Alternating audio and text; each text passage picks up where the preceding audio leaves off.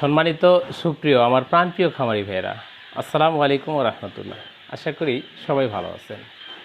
তো সামনেই যেহেতু চলে আসছে পবিত্র ঈদুল আজহা, তো ঈদ মানে আনন্দ। তো সেই আনন্দটা যেন কারোর কান্নার কারণ হয়ে না দাঁড়ায়, তাই আজকে আপনাদের মাঝে নিয়ে এসেছি জরুরি একটি বিশেষ বার্তা। কারণ হলো পবিত্র ঈদুল আজহাকে কেন্দ্র করে যাদের কোয়েল পাখির খামার আছে বা হাঁস মুরগির খামার রয়েছে, বিভিন্ন প্রকার কিন্তু ভাইরাসের জন্ম নিবে এবং সেই ভাইরাসগুলো ছড়িয়ে পড়বে বিভিন্ন জায়গায়। তো আপনারা জানেন, আমি যেহেতু একজন সচেতন খামারি, যেহেতু আপনারা আমার কাছ থেকে অনেকেই আছেন জিরো বাচ্চা নিয়ে থাকেন বা রেডি কোয়েল পাখি নিয়ে থাকেন বা বিভিন্ন বিষয়ে অনেক সময় ফোন কলের মাধ্যমে আমার কাছ থেকে পরামর্শ নিয়ে থাকেন। তাই আমি একজন সচেতন খামারি হিসেবে চাই যে আপনাদের যেন কোনো ক্ষয়ক্ষতি না হয়। তাই এই বিশেষ বার্তাগুলো আপনাদের কাছে পৌঁছিয়ে দেওয়ার জন্যই, ভাইরাস থেকে মুক্ত যেন হতে পারেন সেই বার্তাটি আপনাদের মাঝে পৌঁছিয়ে দেওয়ার জন্যই আজকে জরুরি একটি বার্তা নিয়ে আপনাদের মাঝে আমি হাজির হয়েছি। তো আপনারা যদি আমার এই চ্যানেলটিতে নতুন দর্শক হয়ে থাকেন, তাহলে আমি বলবো অবশ্যই আপনারা আমার চ্যানেলটি সাবস্ক্রাইব করে রাখবেন আর পাশে থাকা বেল আইকন বাটনটি ক্লিক করে অন করে দেবেন, যাতে নতুন ভিডিও ছাড়ার সঙ্গে সঙ্গে গিয়ে পৌঁছায় আপনার হাতে। তো বন্ধুরা, যেহেতু সামনেই ঈদুল আজহা, আর ঈদুল আজহা মানেই হচ্ছে আনন্দ।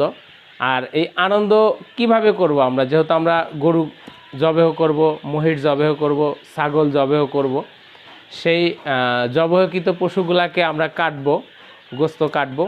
কাটার পরে আমরা কিন্তু যেই পোশাকে কাটবো, আপনারা জানেন যে শরীরের সাথে রক্ত লেগে থাকবে, পোশাকের সাথে রক্ত লেগে থাকবে।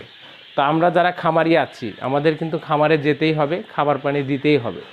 তো আমি আপনাদেরকে বলবো যে সেই রক্ত মাখা পোশাক নিয়ে আপনারা কোনো সময় কোয়েল পাখি বা মুরগির খামারে প্রবেশ করবেন না।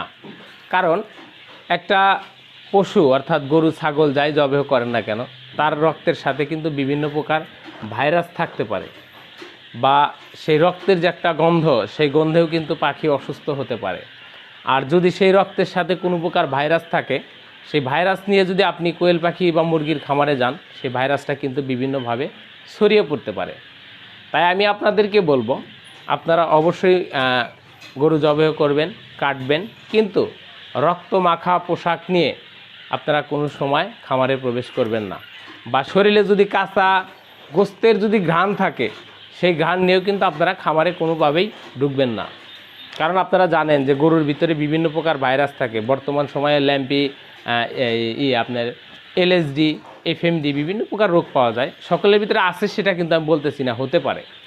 তো তাই আপনারা সতর্কতা নিয়ে খামারে প্রবেশ করবেন, এবং খামারে যখনই খাবার পানি দিতে যাবেন, তখনই আপনারা যে সমস্ত পোশাক পরিধান করে গোস্ত কেটেছেন, সেই পোশাকগুলা খুলে রেখে তারপরে হচ্ছে আপনার শরীরটাকে ভালোভাবে সাবান পানি দিয়ে পরিষ্কার করে দুর্গন্ধমুক্ত করে তারপরে খামারে প্রবেশ করবেন।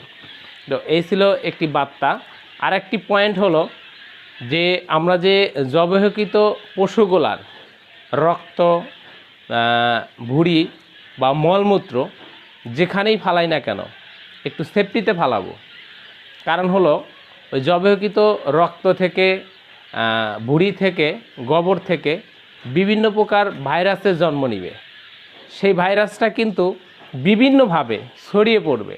যেমন আপনারা জানেন, একটা মাছি, যে কোনো একটা রোগ জীবাণু নিয়ে সবচাইতে রোগ জীবাণু ছড়ানোর একটা মাস্টার মাইন্ড হচ্ছে মাছি, মশা এবং মাছি। একটা মশা মাছি মলমূত্রার উপরে পড়বে, সেইটা আবার উড়ে গিয়ে আরেকটা জায়গায় পড়বে, অর্থাৎ ভাইরাসটা কিন্তু ছড়িয়ে দিল। তো আপনারা এগুলো একটু দূরে ফালানোর চেষ্টা করবেন। আর যদিও ফালান, খামারটার একটু চতুর সাইড পরিষ্কার পরিচ্ছন্ন। আপাতত ঈদের পরে 10 দিন বা 20 দিন, যেহেতু এই রক্ত মাংসগুলো পচবে, মশামাছি পড়বে, বিভিন্ন জায়গায় ছড়াবে। তো এই কয়েকটা দিন একটু বাড়তি নিরাপত্তা রাখবেন, বাড়তি সেফটি রাখবেন, বা খামারের বাইর সাইড দিয়ে একটু জীবাণুনাশক বা ব্লিচিং এগুলো ছিটাবেন, যাতে মশামাছি না আসতে পারে। আর যদি আপনারা এরকম সতর্কতা অবলম্বন করেন, তাহলে আশা করি যে আপনাদের খামারগুলো ভাইরাস থেকে মুক্ত হবে। এই পবিত্র ঈদুল আজহা, এই আনন্দটা আমাদের কারোরই যেন কান্নার কারণ হয়ে না দাঁড়ায়, এগুলা বিষয়ে আপনারা অবশ্যই লক্ষ্য রাখবেন। যেহেতু আমি সচেতন খামারি, আমি আবারও বলছি, যেহেতু আমি সচেতন খামারি, আপনারা আমার কাছ থেকে জিরো বাচ্চা নেন, রেডি পাখি নেন। এই জন্য আমি চাই যে আপনারা সবসময় ভালো থাকেন, আর আপনাদেরকে ভালো রাখার জন্যই হচ্ছে আজকে আমার এই বার্তাটা। এবং এই যে আপনারা যে দেখতে পাচ্ছেন এইখানে পাখিগুলো, এই পাখিগুলো কিন্তু রেডি হচ্ছে, অর্ডারি মাল, অর্ডার নেওয়া আছে, এগুলো কিন্তু বিক্রি হবে। তো এরকম বিভিন্ন ভাই আছে যারা আমাদেরকে প্রতিনিয়ত অর্ডার দিয়ে থাকে। তো আপনাদেরও যদি জিরো বাচ্চা অথবা রেডি পাখি লাগে আমাদের সাথে যোগাযোগ করবেন, ইনশাল্লাহ আমরা দেওয়ার চেষ্টা করব।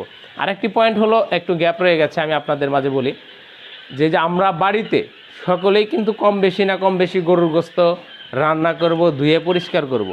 তো অনেকেই আছে যে গরুর গোস্ত ধুয়ে পরিষ্কার করার সময় টিউবওয়েল পারে বা খামারের আশেপাশে রক্ত ধোয়া পানি খামারের আশেপাশে দিয়ে গড়ানোর চেষ্টা করবেন। প্লিজ আমি আপনাদেরকে রিকোয়েস্ট করব, এই একটু আনন্দ করতে যায় আপনার সাজানো একটা খামার, যেটা হচ্ছে আপনার ইনকামের একটা সোর্স। একটা কথা আছে যে ছেলে মানুষের টাকা থাকলে সব থাকে, টাকা না থাকলে কিছুই থাকে না। তো কর্মই হচ্ছে আমাদের মেন। তা আমরা যারা ফার্মিংয়ের সাথে আছি, আমরা তারা জানি যে আমাদের একটা পাখি যদি কোনো কারণবশত ছাড়া মারা যায়, আমাদের মনে হয় যে আমাদের কলিজাতে আঘাত হয়। তো তাই আমি চাই না যে কেউ খামার ধ্বংস হোক। তো আপনারা সকলেই আমার এই পরামর্শমূলক ভিডিওটা যারা দেখেছেন মন দিয়ে, আমি আশা করব যে আপনারা অনেকেই মানবেন, আর মানলে আপনাদের অনেকটাই উপকৃত হবেন। তো সকলে ভালো থাকেন, সুস্থ থাকেন। আর আমি আবারও আপনাদেরকে পবিত্র ঈদুল আজহা যেহেতু বিদায়ের সামনে এসে পড়েছে, তো ভিডিওর শেষ লগ্নে আমি আপনাদেরকে ঈদুল আজহার ঈদ মোবারক জানাচ্ছি। সকলে সুস্থ থাকেন, ভালো থাকেন। আর যদি আমার ভিডিওটি ভালো লাগে তাহলে অবশ্যই কিন্তু আপনারা একটি লাইক দেবেন। আর আপনাদের যদি এরকম পরামর্শমূলক আরও কিছু জানার থাকে তাহলে আমি বলবো অবশ্যই আপনারা কমেন্ট বক্সে গিয়ে মন্তব্য করবেন আপনারা কি জানতে চেয়েছেন। আমরা চেষ্টা করব আপনাদেরকে জানানোর জন্য। তো এরকম গুরুত্বপূর্ণ আরেকটি পয়েন্টের ভিডিও আছে, আমি আমার একজন ব্যক্তির কথা না বললেই নয়, সিরাজগঞ্জ শহরের যিনি পানি সম্পদ অধিদপ্তরের একজন senior doctor doctor Mizan sir, তিনি আমাকে কয়েকটা টিপস দিয়েছিলেন যে খামারকে যদি সুস্থ রাখতে চাও, ভাইরাস মুক্ত রাখতে চাও, তাহলে করণীয় কিছু বিষয় আছে। তো সেই বিষয়গুলো নিয়ে আমি পরবর্তী একটি ভিডিওর মাঝে আপনাদের মাঝে হাজির হব। এতক্ষণ সবাই ভালো থাকেন, সুস্থ থাকেন, প্রত্যেকের সুস্বাস্থ্য মঙ্গল কামনা করে, প্রত্যেকের খামারের উন্নতি কামনা করে আজকে এখানেই বিদায় নিচ্ছি। দেখা হবে আগামী পর্বে। আসসালামু আলাইকুম ওয়া রাহমাতুল্লাহি ওয়া বারাকাতুহু।